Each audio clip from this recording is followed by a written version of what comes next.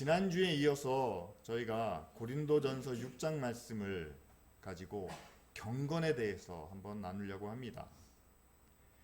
오늘 우리가 함께 읽은 말씀 본문 가운데 고린도 교회가 어떤 경건하지 못한 모습을 가졌는지 쭉 열거하고 있죠.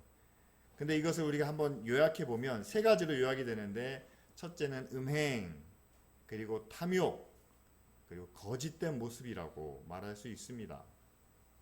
근데 중요한 것은요, 그들이 그렇게 음행도 하고 욕심도 부리고 또 불의하고 거짓됐다, 이것으로 끝나면 사실상 뭔가 희망이 있고 또 뭔가 기대할 게 있는데, 중요한 것은 바울이 이렇게 지적하기까지 그들이 그것을 부끄러워하거나 아니면 고치려고 노력하지 못하고 오히려 그것을 당연하게 여겼다. 그래서 바울이 오늘 말씀에 강하게 책망하고 있습니다. 여러분, 경건이란 말이 지난주에도 말씀드렸지만 영어로 말하면 가들리니스입니다. 하나님과 같아지는 것, 다시 말해 주님을 닮아가는 그런 모습이죠. 교회 안에 있는 성도들을 우리가 성도라고 부르는, 거룩한 무리라고 부르는 이유는 우리는 끊임없이 예수 그리스도를 닮아가기 위해서 노력하기 때문에 붙여진 이름입니다. 영어로 크리스찬이라고 얘기합니다. 그리스도인이라고 얘기하죠. 그것은 그리스도와 사람을 그냥 합쳐놓은 합성어가 아닙니다. 그 안에는 그리스도를 따르기 위해서, 그리스도를 본받기 위해서 사는 사람, 결국 우리가 주님을 닮아가는 그 경건을 우리 생활 속에서 교회 밖에 있는 사람들, 아직 하나님을 알지 못하는 사람들에게 보여주고 나타내야 한다는 사실을 말씀하고 있죠. 그래서 바울이 그렇게 얘기하는 겁니다. 너희가 그렇게 경건하지 못하게 살면 10절 말씀에 하나님의 나라를 유업으로 받지 못한다. 구원을 온전히 이루지 못한다.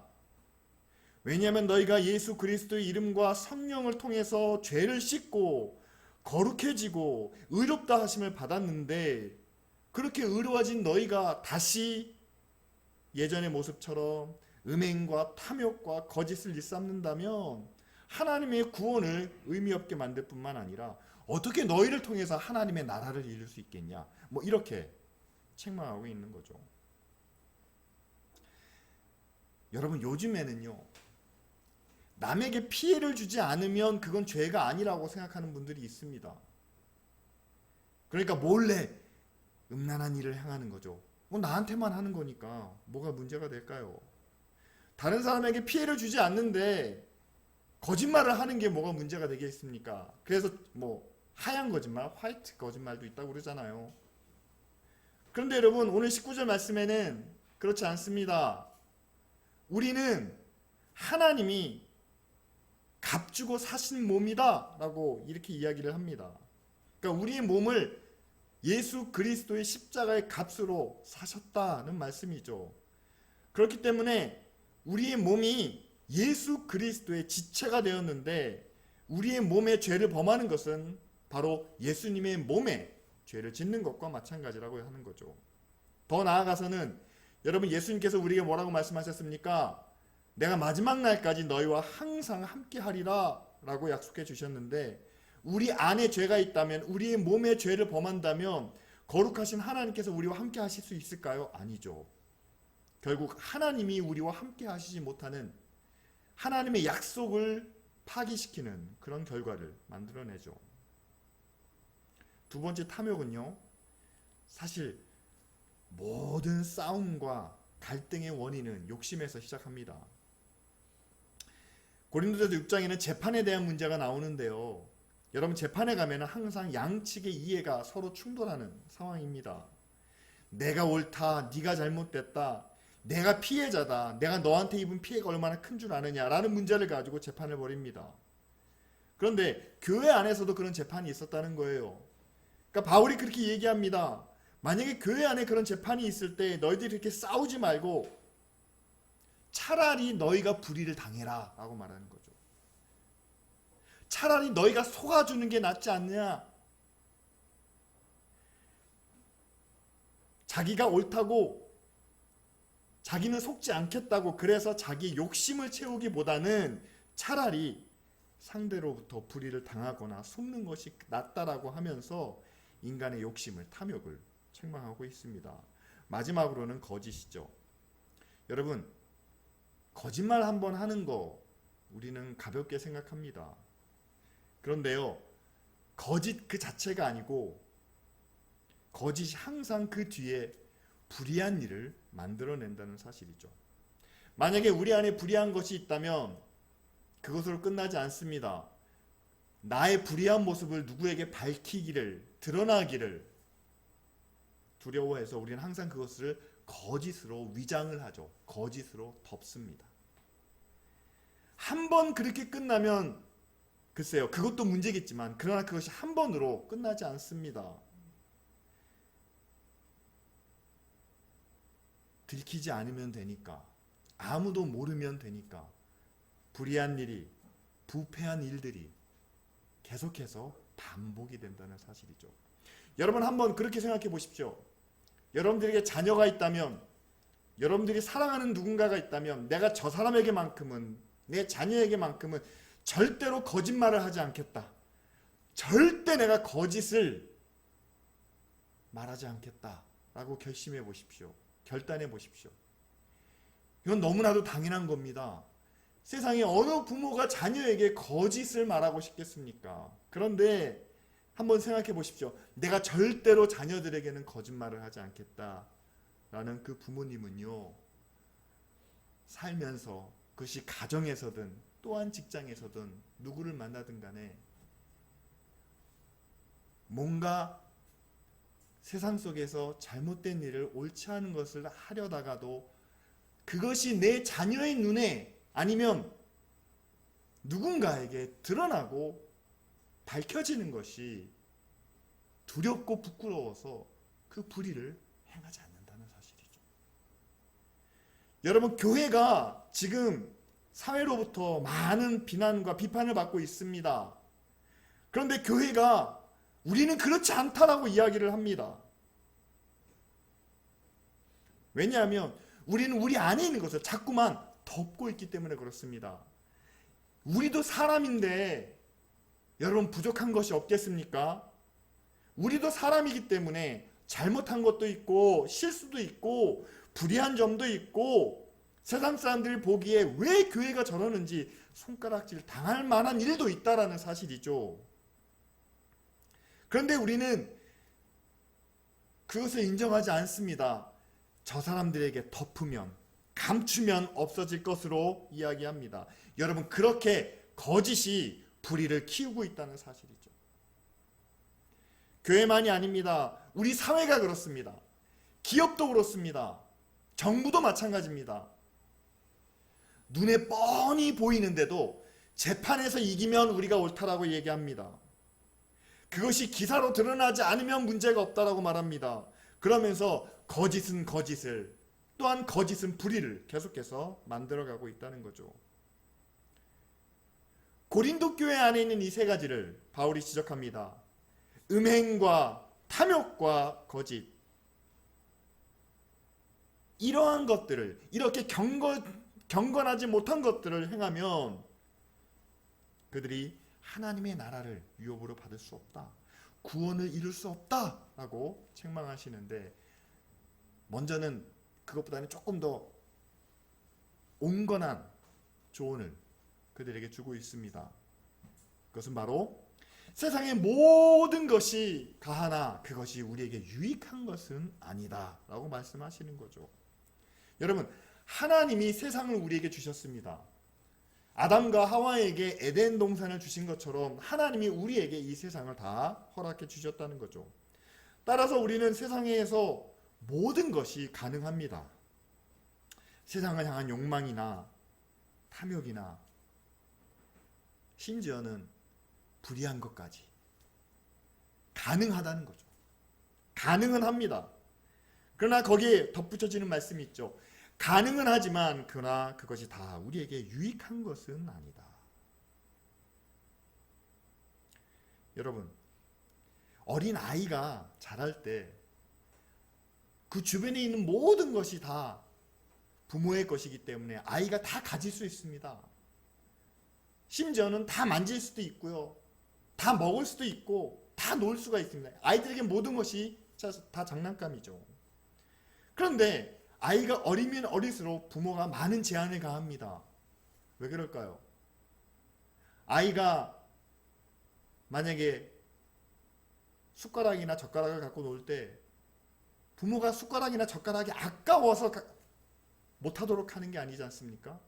아이들이 칼을 들고 노는 게 너무 재밌다고 했을 때 그 칼이 아까워서 아이에게서 빼앗는 것이 아니죠. 다칠 수 있기 때문에, 해가 되기 때문에 다 가능하지만 유익한 것이 아니기 때문에 제한을 가하기도 하고 한계를 두기도 하고 때로는 그것을 빼앗기도 한다는 사실이죠. 하나님이 우리를 향해서도 그와 같은 일을 하신다는 겁니다. 다 우리에게 주셨습니다. 다 가능은 합니다. 그러나 그것이 다 유익한 것은 아니기 때문에 하나님이 우리를 만드셨을 때는요, 그리고 예수 그리스도의 십자가로 우리를 구원하셨을 때는 우리를 통한 하나님의 계획과 하나님의 뜻이 있습니다. 우리가 생각한 것보다 훨씬 더 큰 계획을, 훨씬 더 좋은 가치 있는, 의미 있는 하나님의 뜻을 우리를 향해서 품고 계십니다. 그것을 통해서 하나님이 기뻐하시는 하나님의 자녀들, 그리고 하나님이 기뻐하시는, 하나님께 영광 돌릴 수 있는 삶과 교회와 인생을 우리에게 허락해 주셨는데, 그 유익한 것들을, 무엇이 우리에게 유익한지 아니면 우리에게 해가 되는지를, 그것을 일정한 가이드라인으로 만들어 주셨는데, 유익한 것들을 잘 지키고 통제할 수 있도록 하는 것이 바로 우리에게는 경건의 모범이 된다는 사실이죠. 경건이라는 게 하나님 외에는 다른 것들을 다 지워버리는, 너희는 하나님만 생각해야 돼, 너희는 다 죽은 거야. 바울이 갈라디아서 2장 20절에 나는 그리스도와 함께 십자가에 못 박혀 죽었다라고 하니까 우리는 그냥 죽은 것처럼 사는 거야. 여러분, 그런 게 아니죠. 중세시대의 수도사나 아니면 정말 어렵게 봉사하고 헌신하는 그런 분들처럼 내 인생은 다 팽개치고 오직 하나님만 바라봐야 된다라는 그런 기준을 우리에게 말씀해 주시는 것이 아닙니다.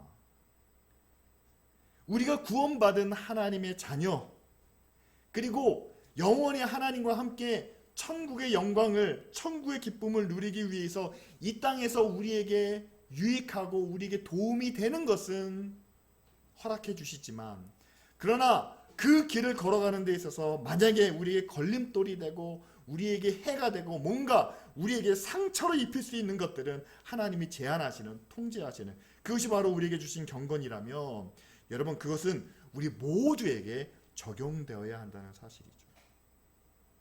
그래서 경건의 첫 번째 가이드라인이 있다면 그건 바로 이겁니다.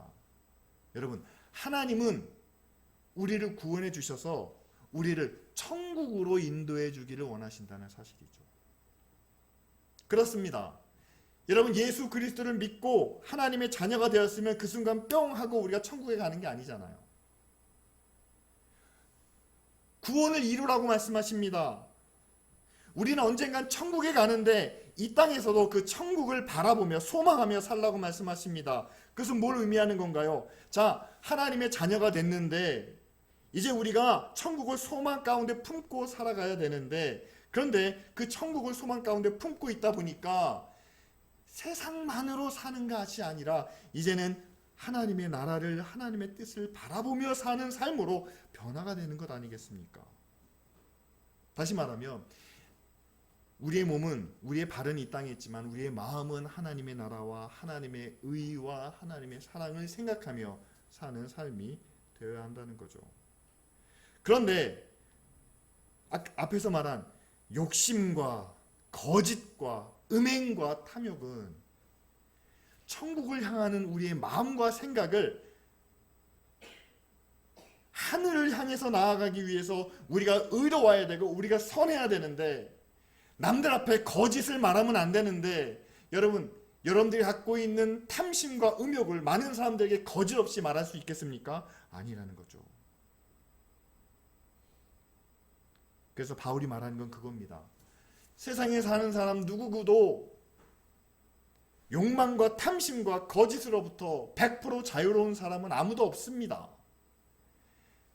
세상이 널린 것들이기 때문에 우리도 그 가운데서 살아갈 수밖에 없습니다. 그러나 과연 우리에게 유익한 것이, 하나님의 자녀로 살아가는데 우리에게 유익하고 또한 하나님의 나라에 이르기 위해서 우리에게 꼭 있어야 할 것이 무엇인지를 잘 분별하고 또한 그것을 통제하면서 살아가기를 원하신다는 사실이죠. 그래서 경건의 모습은 이렇습니다. 우리는 땅에서 삽니다. 그리고 세상 사람들과 똑같은 직업, 그리고 그들이 바라는 성공, 또한 그들이 열심히 수고하며 노력하며 얻어내는 그 모든 것들을 우리도 함께 하고 있습니다.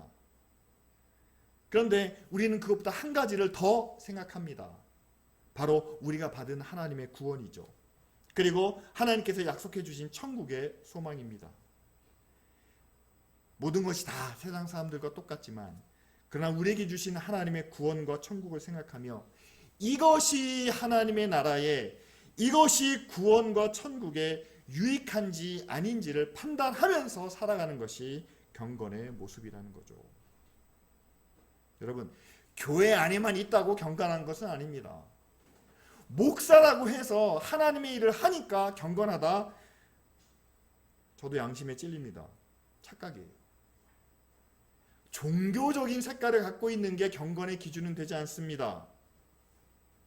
과연 저 사람이 이 땅에서 살면서 저 사람의 직업이, 또한 저 사람의 성공이, 저 사람이 거둔 그 결과가 하나님의 나라 또한 천국을 향하는데 유익한지 아닌지, 아무리 목사라고 해도요, 자기 욕심을 위해서 목회하는 사람은요 유익하지 않죠. 아무리 가장 사소하고 보잘것없는 일을 하더라도 그 가운데서 하나님의 나라를 소망하며 나아간다면 그것이 바로 하나님 앞에서는 가장 의미 있는 경건의 모습이 아니겠습니까? 그래서 이렇게 우리의 모든 삶에서 하나님의 나라 그리고 영광에 대한 그런 소망을 우리에게 말씀하시면서 그것으로 우리의 삶을 제대로 절제하거나 통제하지 못한다면 아까 말씀드린 것처럼 우리는 하나님의 나라를 유업으로 받지 못한다라고 이렇게 이야기합니다. 왜냐하면 하나님의 나라는 나 혼자만으로 세워지지 않기 때문입니다. 하나님의 나라는 기쁜 우리 교회만으로 세워지지도 않습니다. 하나님께서 저를 구원하시고 여러분들을 구원하시고 기쁜 우리 교회를 세우신 이유는 단 한 가지입니다. 이 교회를 통해서 우리 한 사람 한 사람을 통해서 정말 하나님의 구원을 이루시고자 하는 거죠. 이 세상에 하나님의 나라가 이루어지기를 원합니다. 하나님의 나라는 특별한 것이 아니라 하나님의 뜻이 이루어지는 바로 그 영역이, 그곳이 하나님의 나라가 아니겠습니까? 따라서 결국 하나님은 우리를 통해서 하나님의 뜻이 이루어지고 하나님의 의가 실천되기를 원하십니다. 그런데 생각해 보십시오. 나는 구원받았으니까, 나는 천국 백성이니까 이제는 다 된 거다. 내 옆에 있는 사람, 내 뒤에 있는 사람, 내 주변에 있는 사람, 하나님이 저들도 구원하시겠지 라고 하면서 어떻게 그들을 구원해야 되는지, 그들을 구원하기 위해서 내가 어떻게 해야 되는지, 우리의 어떤 모습이 그들의 마음을 하나님께로 인도할 수 있을지, 과연 하나님이 나를 통해서 어떤 일을 하기 원하시는지에 대해서 우리의 마음이, 우리의 관심이 끊어져 있다면 여러분, 정말 하나님의 나라는 이루어질 수 없다는 사실이죠. 그래서 예수 그리스도의 피값으로 우리의 몸을 사셨다라는 말씀이 나옵니다. 그리고 하나님이 너를 사신, 너의 몸을 사셨으니 너의 몸으로 하나님께 영광을 돌리라 라고 말씀하십니다. 여러분, 하나님의 영광이 뭐라고 생각하십니까? 그러니까 예전에는요 교회가 부흥하고 교회가 성장하고 교회가 날로 잘 되는 것이 하나님의 영광이라고 믿었습니다.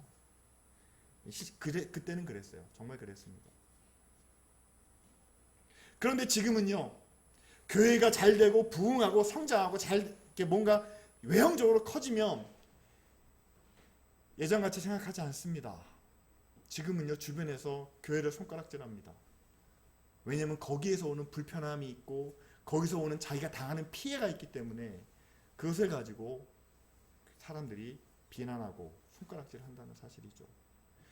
어떤 교회는 손가락질하는 것까지도, 비난하는 것까지도 그것도 하나님의 영광이라고 얘기합니다. 그것을 자기가 받는 핍박이라고 여기는 거예요. 아니요, 저는 세상이 교회를 핍박한다고 생각하지 않고 교회가 세상을 핍박한다고 생각합니다. 제가 왜 이렇게 말씀을 드리냐면요, 여러분, 교회가 갖고 있는, 교회가 드러내는 모습이 다른 사람들로 하여금 하나님을 향하지 못하도록 한다면 그것이야말로 가장 큰 핍박이 아니겠습니까? 오히려 반대로 교회가 나타내야 될 경건의 모습은 이겁니다. 교회가 하나님을 주인으로 섬기는 모습. 교회가 하나님을 세상의 왕으로 인정하는 겁니다. 그리고 모든 것이 하나님께로부터 왔으니 이것이 다시 하나님께로 가는 것, 우리가 그것을 하나님께 드리는 것이 당연하다고 여기는 것이죠. 그리고 하나님이 우리의 주인이 되시니까 우리는 종입니다. 그렇죠? 우리는 종입니다. 교회가 예수님의 몸인 동시에 예수님의 말씀과 뜻대로 움직여야 하는 그런 지체입니다. 그렇다면 여러분, 우리가 경건을 지키기 위해서 하나님의 말씀과 뜻에 따라서 순종하는 것은요, 세상 그 어떤 것보다 당연하다는 거예요. 당연한 일입니다. 일주일에 한 번 교회에 나오는 것 당연합니다. 왜요? 하나님이 주인이시니까. 우리는 그분의 몸이니까. 어딜 가서도 우리가 하나님을 기억하지만 예수님의 말씀을 섬기며 따르지만, 그러나 예수님의 말씀 가운데서는 함께 모여서 말씀하고 기도하고 찬양하라고 말씀합니다. 당연하잖아요. 이웃을 내 몸처럼 사랑하라고, 섬기라고, 함께 나누라고 합니다. 그런데 내가 가진 것을 함께 나누려다 보니까 왜 우리만 그렇게 나눠야 되는지, 계속 나누다 보면 내가 가진 것이 점점 줄어듭니다. 손해보고 있다는 생각이 드는 거예요. 그리고 나는 이렇게 헌신하는데, 나는 이렇게 수고하는데, 옆에 있는 다른 사람을 보면, 다른 교회를 보면 저 사람들은 아무것도 안 하고 점점 더 많이 쌓아만 가는데,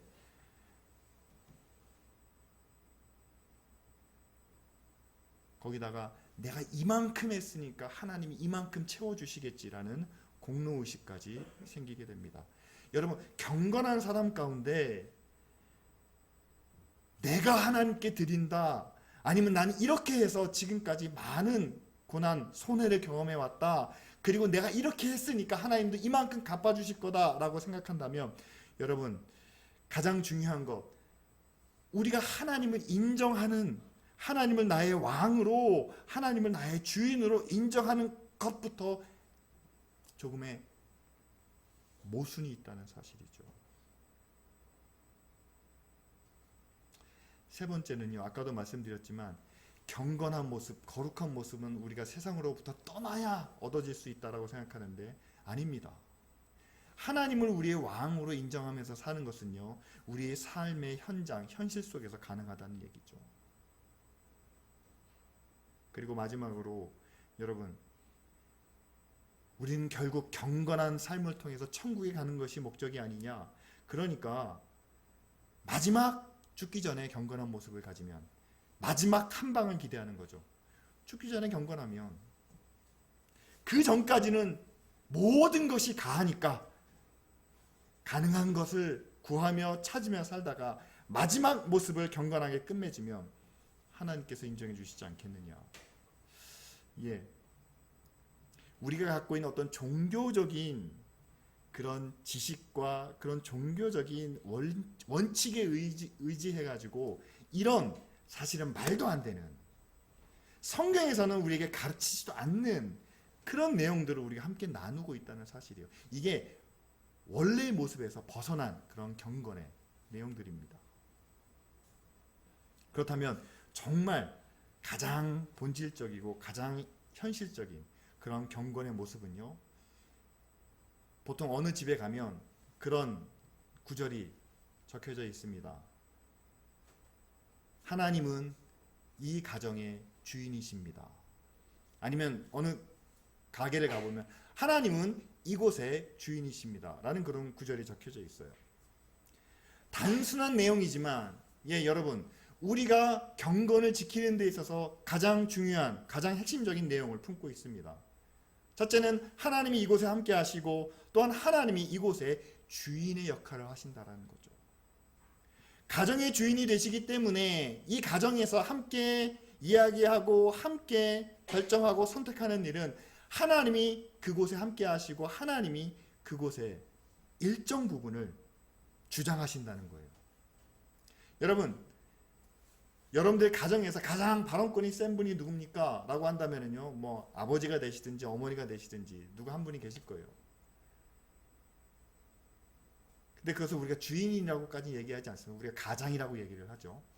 그런데 가장이 독재적으로 시키는 대로 다 해! 라고 말하는 그런 가정은 없습니다.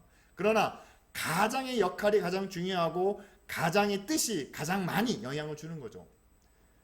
하나님이 우리 가정의 주인이시라면, 하나님이 우리 교회의 주인이시라면 우리는 아무것도 없고 다 하나님께서 말씀하시고 하나님께서 주신 대로만 하느냐, 그게 아니라는 거죠. 하나님이 인격적인 분이십니다. 하나님은 강제로 우리에게 명령하시는 분도 아닙니다.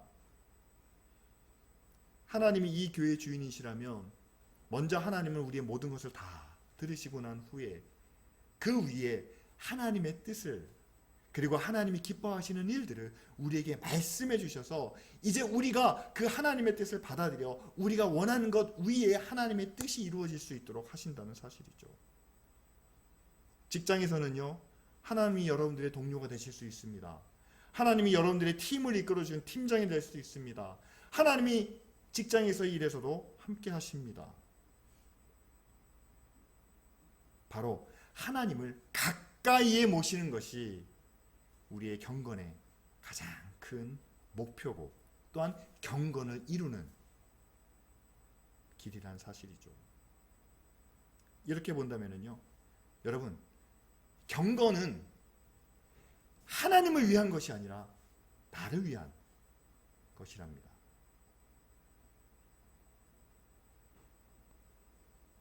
하나님께서 우리를 구원하시기 위해서 우리와 가장 가까운 곳에 아들 예수 그리스도를 보내주셨습니다. 우리와 가까이 있기 위해서 인간의 몸을 입으셨습니다. 어린 아이로 태어나셨습니다. 30년 동안 성장하는 과정을 거쳤습니다. 우리와 가장 가까운 곳에 자기 아들을 보내주신 거죠. 근데 예수 그리스도가 우리에게 오신 것이 하나님을 위해서입니까? 아니죠. 우리를 구원하시기 위해서 오신 거죠. 마찬가지입니다. 하나님은 우리 가장 가까운 곳에, 하나님은 내 가까이에 모시고 사는 것이 과연 하나님을 위한 것이겠습니까? 아니죠. 우리가 하나님을 인정하고 하나님을 가까이에 모시면 과연 누구에게 이익이 되겠습니까? 우리는 지금 당장의 금전적인 이익, 세상에서 어떤 경험할 수 있는 그런 능력, 뭔가 당장 보이는 것들을 구하기 때문에, 아니요, 예수님과 함께 사는 것은 오히려 우리에게 힘든 일이고 고생이고 포기해야 되고, 그리고 남들처럼 누릴 수 없습니다 라고 말할지 모르지만, 여러분, 하나님과 함께 하는 것은 결국 우리의 구원을 위한 것이고, 하나님을 모시고 사는 것은 결국 영원한 하나님 나라에서 누릴 영광을 위한 일이라는 사실이죠. 그래서 예수님께서 이렇게 말씀하시지 않습니까? 내가 아버지 안에 있고 아버지가 내 안에 계신다. 그러면서 제자들에게 내 말이 너희 안에 있고 너희가 내 안에 있으면 무엇이든지 구하라. 이렇게 말씀하시죠. 우리는 어떤 경건의 모양을 당장 눈에 보이는 것에서 찾지 않습니다. 눈에 보이는 경건으로 따지면요, 목사가 제일 경건합니다. 왜냐하면 하루 종일 성경책을 붙들고 사니까요. 예수님 시대에 바리새인들과 서기관들이 경건합니다. 그들은 아침 저녁 기도하고 일주일에 금식하는 날이 있고 율법을 하나도 어기지 않는 사람들이니까요. 그런데 여러분, 경건의 모양은 있지만 그들에게 경건의 능력이 없다라고 성경은 말씀하고 있지 않습니까? 그 경건의 능력이 뭘까요? 바로 이거죠. 경건을 어렵게 하는 것들이 있습니다. 세상만 바라보도록 하는 것들이 있습니다. 세상을 떠나서는 도저히 살 수 없는 것처럼 느끼게 하는 것들이 있습니다. 내 안에 있는 욕망이 그렇고 탐심이 그렇고 거짓으로 내 불의와 내 부끄러운 것을 감추려는 그런 마음들이 결국 하나님을 내 안에 모시지 못하게 하는 그런 결과를 만들어내고 있다는 사실이죠. 사랑하는 성도 여러분, 우리를 구원하신 하나님께서 우리에게 원하시는 게 있다면요, 그리고 교회를 세워서 많은 성도들이 함께 모여서 하나님의 나라, 하나님의 의를 이루어 하실 때 과연 그 교회의 모습 가운데 하나님이 바라시는 일이 있다면 저는 단 한 가지라고 생각합니다. 하나님을 인정하는 거예요. 교회가 하나님을 인정하는 겁니다. 하나님이 우리 교회에 함께 하시고 하나님이 이 교회의 왕이 되십니다. 그래서 그 하나님이 말씀하시는, 하나님이 원하시는 일을 우리가 주저하지 않고 망설이지 않고 함께 선택하며 실천할 수 있는 그런 교회가 되는 거죠. 그런데 그런 일을 하는 데 있어서 장애가 되는 것이 있다면 여러분 어떤 일이겠습니까? 여러분, 아니 지난 2000년 동안 교회가 걸어온 길이 있고 역사가 있고 전통이 있고 교회 안에 목사님이 있고 장로님이 있고 집사님이 있고 권사님이 있고 이런 게 다 있는데 이런 건 어떻게 합니까? 아니요. 하나님이 기뻐하시는 일이 있다면 그 모든 것보다 더 먼저 개인의 삶에 있어서도 역시 마찬가지죠. 여러분들에게 하나님이 기뻐하시는 일이 있습니다. 하나님이 원하시는 일이 있습니다. 그것을 다 버려두고 하나님만 바라보십시오. 이게 아닙니다. 얼마 전에 그런 뉴스가 나오대요. 교회에서 영성 훈련한다고 묘지에 가고 매를 맞고 먹지 못할 것을 먹게 하는, 그리고 재산을 교회에 바치게 하는, 그렇게 해서 하나님이 고난을 통해서 우리를 훈련시키신다고, 하나님이 교회를 통해서 하나님의 영광을 나타내신다고. 제가 볼 때 이것은 믿음도 아니고 경건도 아닙니다. 정확하게 말씀드리면요, 하나님은 우리 한 사람 한 사람을 통해서 영광을 받으십니다. 그렇다면 내가 과연 하나님의 영광을 위해서 무슨 일을 하고 있는지를 생각하셔야 돼요. 하나님은 그리스 신화에 나오는 그런 비열하고 잔인하고 이기적인 그런 신이 아닙니다. 사람이 고통받는 것을 통해서 자기 이익을 추구하고 자기 만족을 누리려는 그런 신이 아닙니다. 하나님은 인격적이시기 때문에 나보다 나를 더 사랑하시고, 그리고 사랑하는 그 자녀들이 아버지를 향하여 그 마음과 정성을 다할 때 그것으로 기쁨과 만족을 누리시는 그런 분이죠. 그렇다면 여러분, 하나님께서 과연 우리에게 영광 받으시는 모습이 어떤 모습일까요? 잘 될 때도 하나님 감사합니다. 잘 못 될 때는 하나님 도와달라는, 함께 해달라는, 이렇게 어려운 상황에서도 하나님이 나와 함께 하시고 내게 힘주시는 것을 믿습니다 라고 고백하는, 하나님과 늘 함께하는 그런 고백이 있는 그 자녀를 하나님께서 기뻐하시고 또한 그 고백을 통해서 영광을 받으시지 않겠습니까?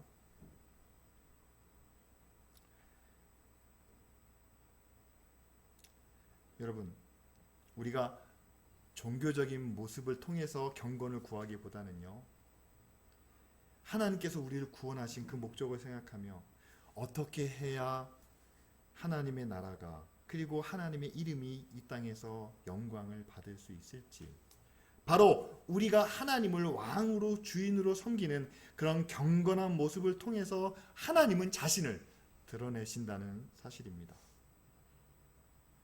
그러기 위해서는 여러분, 바울이 말합니다. 모든 것이 가하지만 그러나 다 유익한 것은 아니다. 우리가 교회가 뭐든지 다 할 수 있지만, 그러나 교회가 정말 하나님의 영광을, 그리고 하나님의 뜻을, 하나님의 구원을 위한다면 그것을 위해서 교회가 가지고 있는 욕심을, 교회가 가지고 있는 잘못된 생각을 절제하고 그것을 넘어서야 한다는 사실이죠. 여러분, 우리가 천국을 이루기 위해서는요, 하나님 나라를 향해서 가기 위해서는요, 이 땅의 것에 우리의 마음을 다 빼앗겨서는 불가능합니다. 교회도 마찬가지입니다. 교회가 가지고 있는 목표를 위해서, 교회가 가지고 있는 그런 무엇을 위해서 열심히 하다 보면은요, 결국 교회가 찾고 있는 본질을, 하나님의 사랑과 하나님의 의를 떠나게 된다는 사실이죠. 이 시간 우리가 함께 고백하기를 원합니다. 우리가 처음 예수 그리스도를 믿고 신앙 고백을 했을 때 하나님이 나의 구원자가 되시고 그리고 하나님이 나의 왕이 되십니다 라고 고백했습니다. 그러면 그 고백을 우리가 마지막 하나님 나라에 가기까지 그것을 지키고 유지하는 것이 필요한데, 그때 우리가 기억해야 될 것이 바로 하나님 앞에 경건한 우리의 모습이라는 사실이죠. 하나님이 내 안에 계신 것이 바로 그 경건의 증거입니다. 그리고 내가 하나님 안에 사는 것이, 하나님이 우리의 왕이신 것처럼, 하나님이 내 직장의 동료이신 것처럼 사는 것이 우리의 경건의 또한 증거가 된다는 사실이죠. 이 시간 우리가 함께 기도하기를 원합니다. 하나님, 모든 것이 다 가능하지만 그 가능한 것을 다 하며 살아가는 삶이 아니라 하나님의 구원을 위해, 그리고 천국을 위해 우리에게 유익한 것을 잘 선택하며 판단하며 살아가는 믿음의 자녀가 되게 하여 주시옵소서. 그래서 정말 우리가 하나님의 나라를 유업으로 받을 만한 세상의 욕망이나 탐심이나 거짓을 우리가 절제하고 또한 멀리하며 사랑과 섬김과 나눔으로 하나님의 뜻을 이루는 그런 열매 맺는 자녀가 될 수 있도록 우리가 함께 기도하기를 원하고, 그런 우리의 신앙과 우리의 경건을 우리 생활 속에 이루기 위해서 때로는 우리가 흔들리기도 합니다. 때로는 우리가 그것을 바르게 보지 못할 때도 있습니다. 그때마다 우리가 함께 모여서 기도하고 하나님의 말씀을 나누면서 이 교회가 하나님이 기뻐하시는 그 경건을 바르게 가르치고 또한 훈련하는 그런 교회가 될 수 있도록 이 시간 우리 다 같이 함께 통성으로 기도하시겠습니다.